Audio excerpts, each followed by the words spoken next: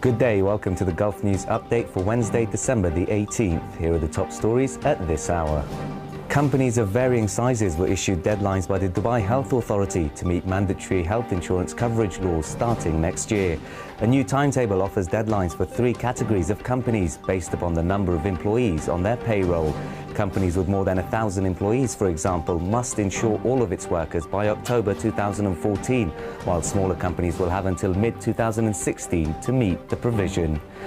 India's lower house of parliament has approved a key anti-graft bill that provides for setting up an independent ombudsman to investigate and prosecute government officials suspected of corruption. The Lokpal bill was passed by the lower house of parliament this morning.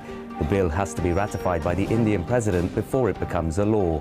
The bill had been pending for more than 40 years, but the latest version was introduced after anti-graft activist Anna Hazare went on an indefinite fast in Delhi in 2011 in support of a strong anti-graft law. The West's policies on Iran and Syria are a dangerous gamble, and Saudi Arabia is prepared to act on its own to safeguard security in the region. That's according to a top Saudi diplomat. We believe that many of the West's policies on both Iran and Syria risk the stability and security of the Middle East, said Prince Mohammed bin Nawaf bin Abdul Aziz, Saudi Arabia's ambassador to Britain. An Indian diplomat said she faced repeated handcuffing, stripping and cavity searches following her arrest in New York City on visa fraud charges.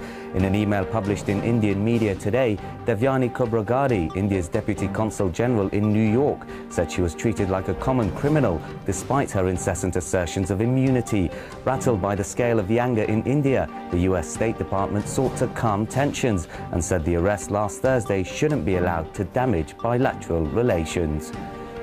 Business and Dubai World unit Istithmar World has sold its 50% stake in Miami Beach's landmark Fontainebleau Hotel back to South Florida developer Turnberry.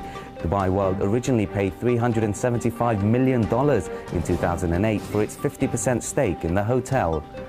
In sport, European champions Bayern Munich booked their place in the Club World Cup final with a comprehensive 3-0 win over Asian champions Guangzhou Evergrande in last night's semi-final in Morocco.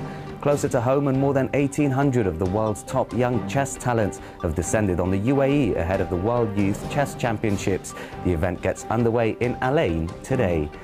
And finally, the weather. Today's high across the country will be 27 degrees Celsius, dropping to 18 degrees at night.